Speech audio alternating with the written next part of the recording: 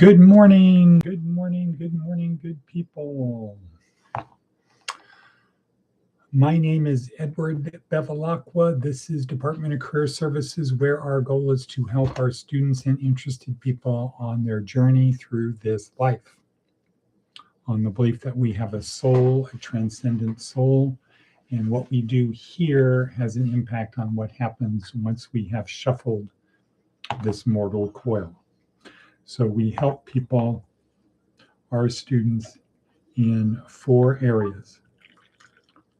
Physical, I'm doing this. Physical, mental, emotional, and spiritual. Oops. Yeah, so that's what our goal is, to help people on their journey through this life.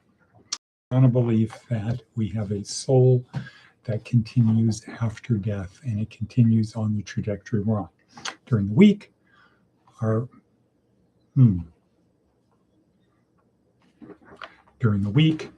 our focus is on the physical, mental, and emotional. Weekends is called G School, and that's where we focus on the spiritual side.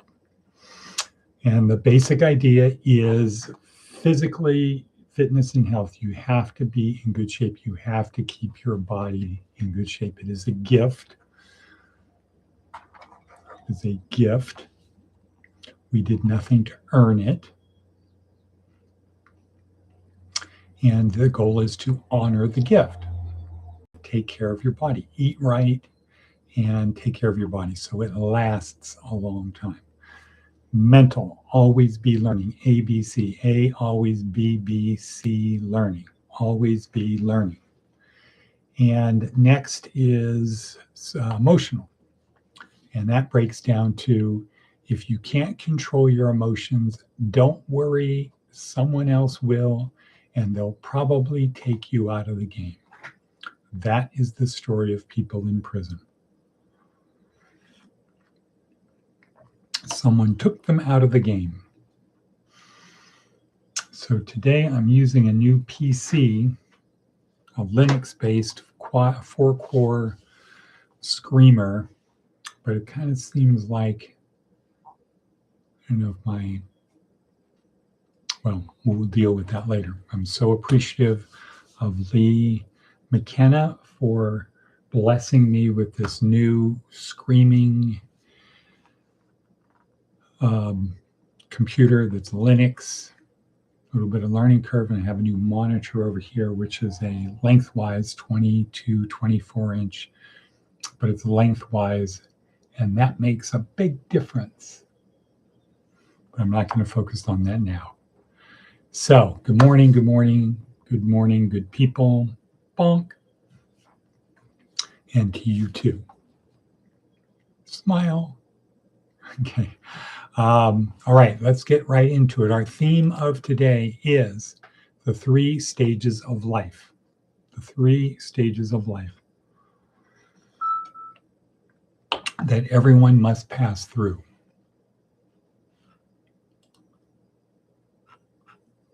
Here we go. 3 stages of life that everyone must pass through. First, let's get some advice from an 8-year-old. Begin each day with some of your favorite music. And why would we do that? Well, it makes us feel good. It triggers the release of neurochemicals and neurotransmitters, chemicals in our brain, neurohormones. It triggers the release of those to make us feel good. And most often, we want to feel good. Sometimes we don't. Sometimes we want to punish ourselves so that we don't do bad behavior again. Right.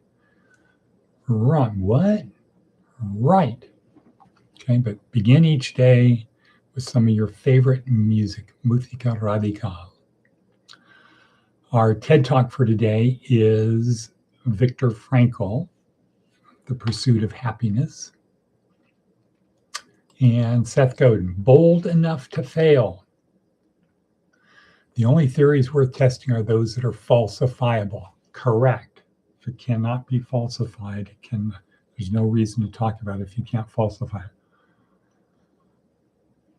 That it's possible for the test to indicate that, in fact, the theory is wrong.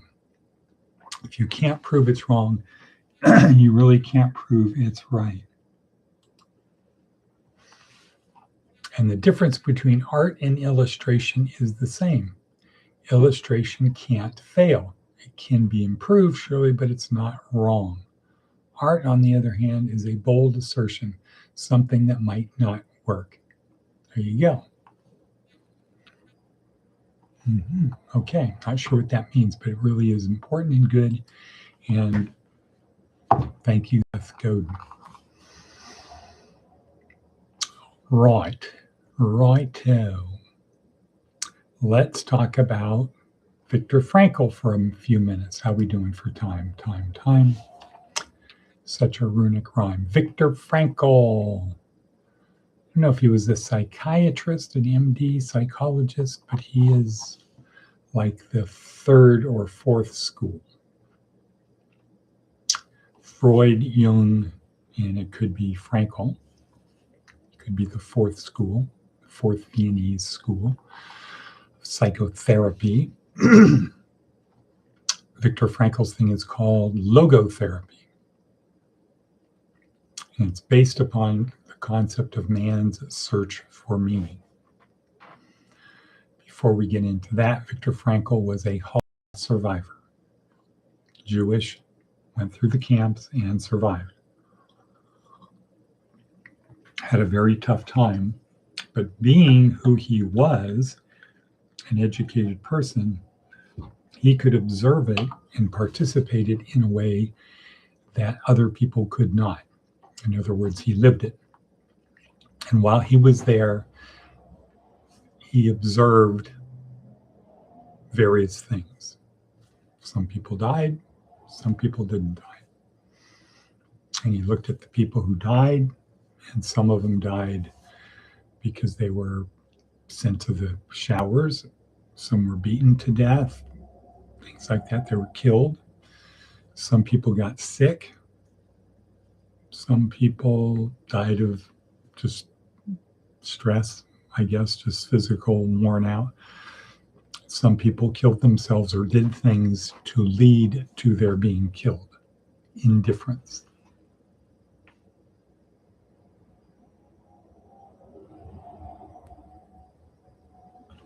I'll leave that there. So those are all interesting, explainable, and he got it, documented it, processed it, etc. Then there were the other people who didn't die. And kind of the question is, why didn't they die? Why didn't everybody die? After all, the Nazis were trying to emotionally and physically destroy them. And he found to something or built upon something Nietzsche had said, Friedrich Nietzsche said, which is, to paraphrase, he who has a why can find almost any, can find a how. I think that was it. If you have a why you want to live, you'll find it, you'll figure out how to live. And that's particularly interesting. The extreme case would be you are in a death camp. Why? What keeps you going forward? They want you to die. They're trying to kill you. What is it that keeps you going? And then throw on top of that, and everyone in your family is dead. Your parents are dead. Your wife is dead. They've all been exterminated. And you have no reason to expect that you're going to get out. What keeps you moving forward? In his book, Man's Search for Meaning, which everybody should read, I've purchased and let others borrow several copies, which I never get back, but that's okay.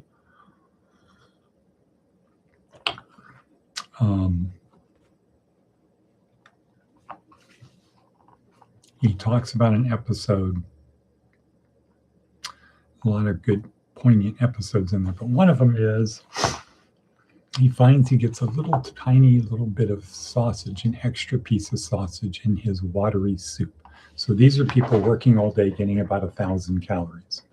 So they're losing a lot of weight, and they're probably losing a lot more weight because of lack of water. They're not keeping properly hydrated, would be my hunch. So if you're 1,000 calories, 1,400 calories short, in about 3 days, you're going to lose a pound. So, that's a couple pounds a week that you would be losing. And so he gets a little bit of extra piece of sausage and he starts thinking, he should be really happy, right? Hey, I got an extra piece of sausage. But he starts thinking, what do I do with the sausage? Do I eat it? Do I save it? If I save it, do I trade it? Or do I just save it for later? If I trade it, what do I trade it for? Do I trade it for a cigarette that maybe I can use to trade in the future? Do I trade it for a piece of wire to keep like as a shoelace? What do I do? And he found himself becoming agitated or less happy at the thought of all of the different choices he got just because he got an extra piece of sausage in his very thin soup.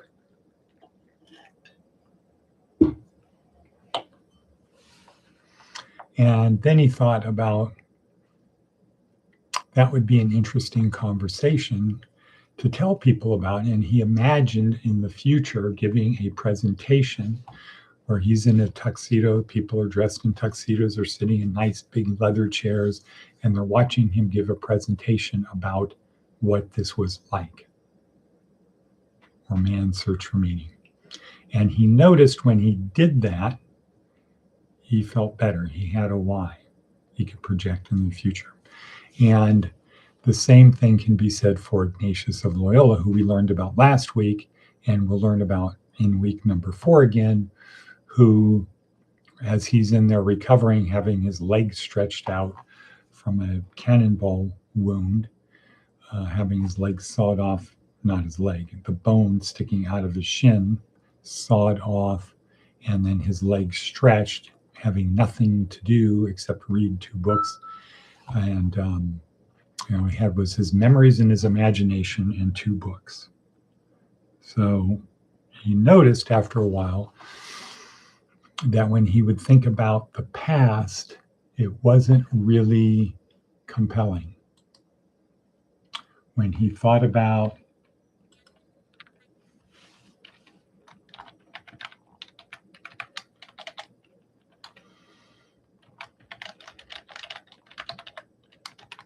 it's one of our healthcare providers just sent me a text with my picture on it. What? Okay, so he noticed, Ignatius noticed that when he thought about that, he felt desiccated. The memories and anticipation desiccated him because he really couldn't see himself going back to that life. But when he thought of doing something else to become a soldier for Mary, it lifted his spirits. Okay, so Viktor Frankl noticed that he who has a why can find almost any how. And he wrote a book, Man's Search for Meaning. And the basic idea, so we can move along to the meme of today, the theme of today, was we don't get to ask life, what is the meaning of life? We don't ask, what is the meaning of life? Viktor Frankl did that kind of Copernican revolution where life asks us, what is the meaning of your life? You don't ask life, what's the meaning of life? Life asks you, and we have to give our life meaning. Does that fit in with the baryonic experience in the new book? Yes, it actually does. On the basis that the one thing God is unable to, an omniscient, omnipresent God is unable to do is experience what it's like to be you until you exist. Until you exist, God cannot experience being you or the things that you do. God experiences life through us. And that is what is consistent with what Jesus said. The kingdom of heaven is within. God experiences stuff through us. So we, by giving meaning to our life, we are honoring the gift of life, etc. I'm conscious of the clock. I'm looking at this thing and I'm trying to have a consistent thing. So excuse me, it's better in the book. Get the book. And so speaking of the book, we've just been talking about, this is day 5 in week 1. Viktor Frankl today, Man's Search for Meaning. And what is our point? Our point is, and Viktor Frankl's, one of his big points is also that we can't control what happens to us. We can only control how we respond to it. And that's kind of a continuation of giving meaning to your life. We can't control what happens to us. We can only control how we respond. And Viktor Frankl got himself to a position where he was able to perceive or conceive that the Nazis were trying to destroy him. Why do you keep going forward? Why don't you just give up? And it was the Nazis against me. All I have to do is make it through another day. I'm not going to let them win. And that was one thing that drove Lincoln also, was this thing of, I am not going to let my circumstances control me.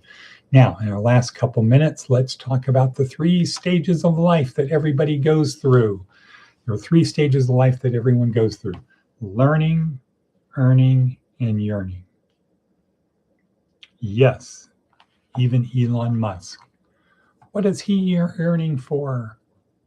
Not more money. He's yearning for time.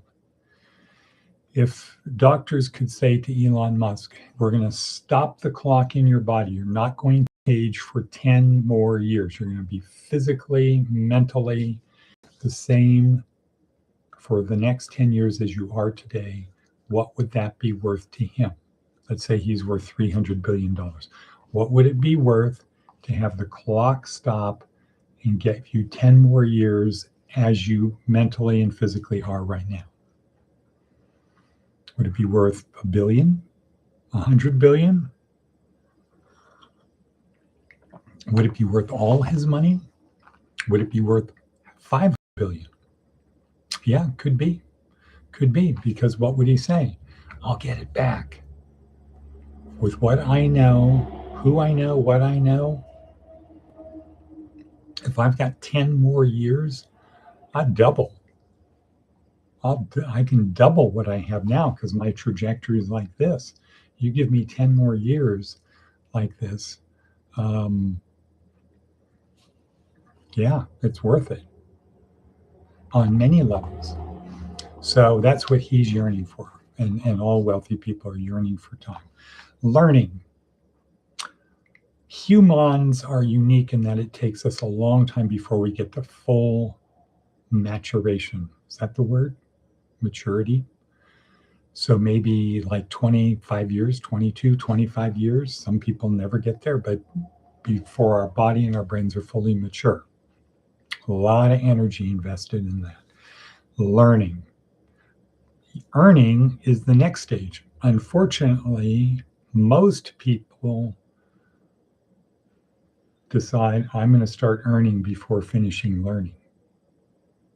I'm not going to do 20 some years of, I'm not going to wait till I'm in my 20s to start focused on earning. I'm going to do it right now. Or I'm going to do earning and yearning. First, I'm going to do some learning.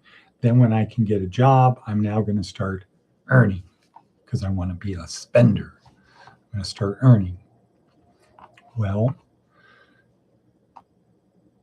highly educated people spend more time learning and then they get to earning. So it's kind of the case, not kind of the case, it's almost exclusively the case that the more you learn, the more you earn. Everything else equal.